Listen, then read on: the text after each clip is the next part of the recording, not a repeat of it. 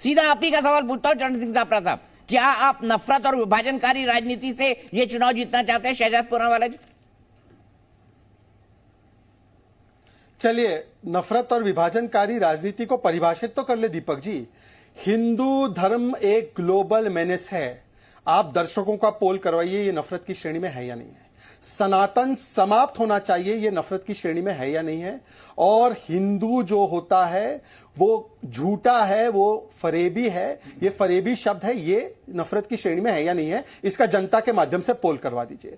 जहां तक करप्शन की बात है, चरणजीत सापरा जी, कम से कम कुछ तो शर्म कीजिए। 15 महीने आपकी सरकार थी, वहां पर व्यापम में इतना बड़ा घोटाला हुआ, किसको जेल में डाला आपने? एक नाम बता दीजिए। व्यापम में सुप्रीम कोर्ट ने वाहवाही की कि कितनी अच्छी तरीके से सरकार ने जांच करवाई। पर हां, 15 महीने की कमलनाथ की सरकार में मोजरबैर घोटाला, 15,000 करोड़ के घोटाले, वहां पर 280 करोड़ उनके मिर्गिलानी और बाकी लोगों के घर से बरामद हुए, और उनको तो करप्शन नाथ कहते हैं। और यहां तक कि प्रियंका वाड्रा भी हाल ही में गई थी, याद होगा आपको, 50% कमीशन की सरकार चल रही है, ऐसा आरोप लगाया। पता चला ना वो आरोपी है, ना वो पता है, ना वो उस संगठन का ठेके का लेटर है। और प्रियंका वाड्रा जी स्पीच देते देते भूल गई कि करप्शन में कितना है, क्या है। उन्होंने बोला मेरे पास लिस्ट है, पढ़ ही नहीं पाई और बोली कि बाद में बता दूंगी। हो सकता है उन्होंने चरणजीत को फोन करके बताया होगा, परंतु चरणजीत जी 15 महीने की सरकार में व्यापम में कितने लोग जेल में गए। पर आज वो मुद्दा नहीं है। आज मैं सिर्फ एक चीज पूछना चाहता हूं, चरणजीत सापरा, आप मेरे भाई हैं, मैं आपको वरिष्ठ मानता हूं, महाराष्ट्र के आप नेता है मेरे। आप मुझे बताइए कि हिंदू धर्म को हिंदू टेरर कहना और हिंदू शब्द को ग्लोबल मेनेस कहना, हिंदू को ग्लोबल मेनेस कहना और सनातन समाप्ति, ये तीनों नफरती विभाजनकारी है, यस और नो? ठीक है, चरणजीत सिंह जवाब दीजिए। चरण साहब,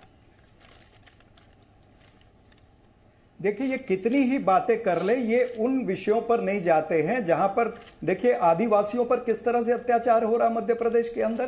क्या हुआ थोड़े दिन पहले, बीजेपी के नेता पुत्र ने आदिवासी के ऊपर पेशाब करा।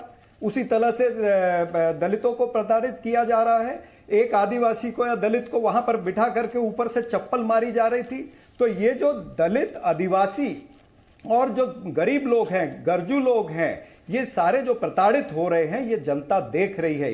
ये मध्य प्रदेश की जनता भी देख रही है, ये बाकी के राज्यों की जनता और देश की जनता भी देख रही है कि बीजेपी के सत्ता में क्या हाल होता है। लेकिन कांग्रेस पार्टी ने हमेशा, हमारे जो किए हुए काम है, हम उस पर वोट मांग रहे हैं। मिसाल के तौर पर आपको बताऊं कि कल जो श्री राहुल गांधी जी छत्तीसगढ़ में गए थे, वहां पर क्या बातें हुई। जो छत्तीसगढ़ की सरकार ने, भूपेश बघेल की सरकार ने क्या क्या काम किए, जो किसानों के लिए योजना लाई, किसानों के लिए इनपुट सब्सिडी, कभी भारतीय जनता पार्टी की कोई राज्य की सरकार लाई है इनपुट सब्सिडी?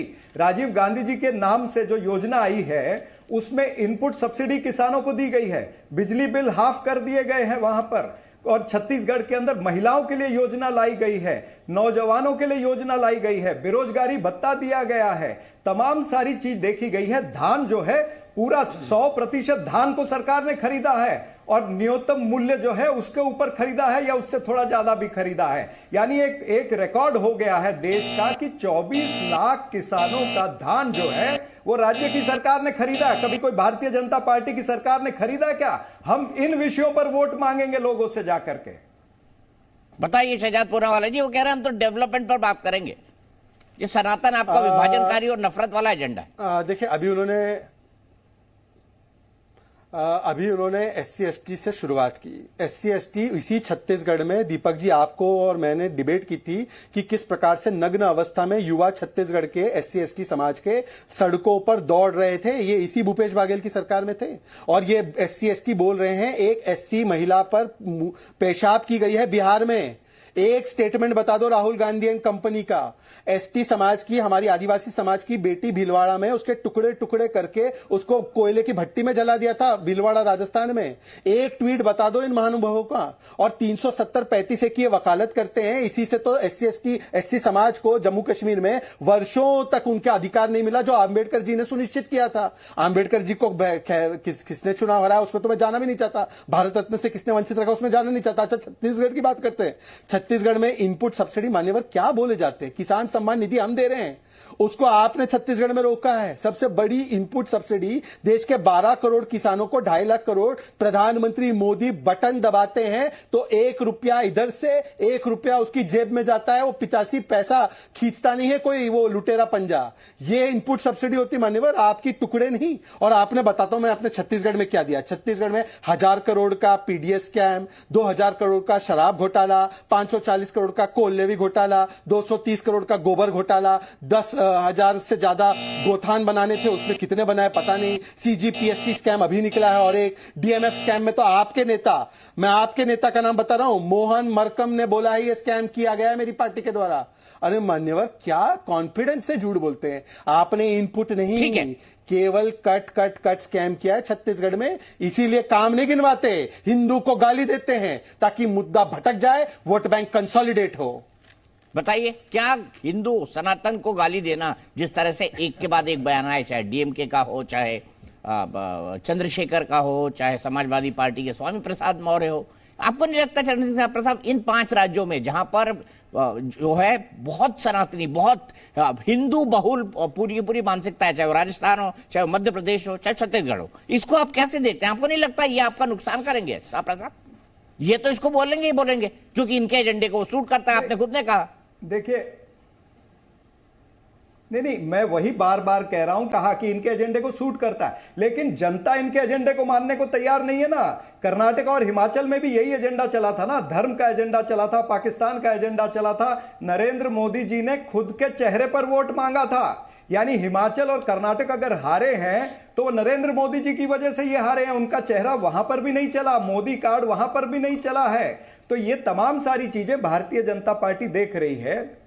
और जो जिस गोबर घोटाले की ये बात कर रहे हैं, कमाल की बात है, जिस राज्य में गोधन वो स्कीम चली है जिसमें गोबर को भी खरीदा जा रहा है, जिसमें गौमूत्र को खरीदा जा रहा है, और इसके लिए केंद्र के अंदर छत्तीसगढ़ की सरकार को पुरस्कार भी मिला है, उसका सत्कार किया गया है, और ये उसकी आलोचना करते हैं। यानी आपको एक तो काम करना नहीं है और दूसरे को करने नहीं देना है।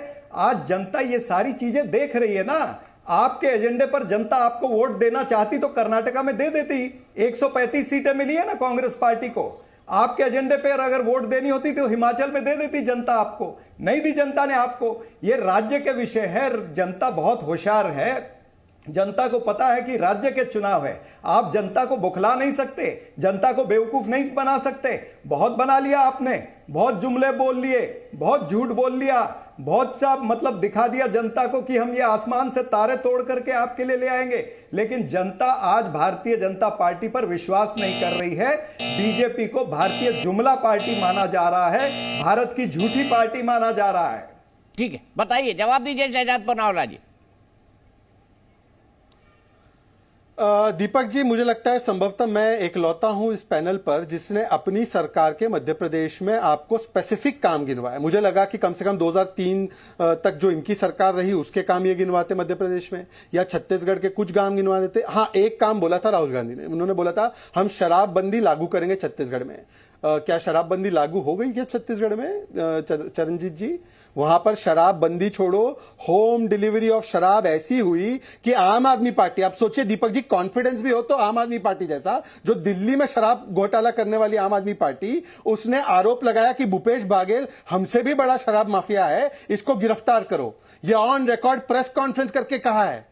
अब बताइए क्या बोला जाए इनके बारे में? ये इनके गठबंधन के साथी हैं, एक दूसरे के ऊपर शराब घोटाले के आरोप खुद ही लगाते हैं, हमें काहे ढकेलते हो बीच में? अच्छा, बाकी सब छोड़ दीजिए, मैं तो कह रहा हूं चरणजीत जी, आपने बहुत बिल्कुल अच्छी बातें की आज। तो मैं बहुत खुश हूं कि कम से कम कोई कांग्रेस नेता आता है और अटेम्प्ट तो करता है कि हमने ये काम किया। आपने कुछ काम गिनवाए नहीं जो मैंने आपसे पूछा स्पेसिफिकली, पर एक बात बता दीजिए, ये सारी बात करने के लिए हिंदू धर्म के ऊपर और हिंदू आस्था पर जो चोट की गई उसके ऊपर एक कैटेगोरिकल बयान, जनियोधारी हिंदू राहुल गांधी, नर्मदा जी की आरती करने वाली प्रियंका वाड्रा, चंडी पाठ करने वाली ममता बनर्जी, तीर्थ यात्रा पर भेजने वाले केजरीवाल स्वप्न में भगवान कृष्ण को देखने वाले अखिलेश यादव जी का क्यों नहीं आया कि ये हमारा कोई मुद्दा नहीं है, हम इन तमाम के नेताओं के खिलाफ कार्रवाई का आदेश दे रहे हैं और हमारी तरफ से केवल ये मुद्दों पर बात होगी, हिंदू पर जो भी बोलेगा उसके ऊपर कार्रवाई होगी। एक अधिकृत बयान, आप तो इंडी स्पोक्स पर्सन है इंडी के, तो बोलिए ना, आप स्पोक्स पर्सन है, दे दीजिए कि अगर कोई भी बोलेगा उस पर कार्रवाई होगी, हम उदयनिधि स्टालिन पर कार्रवाई कर रहे हैं। ठीक है।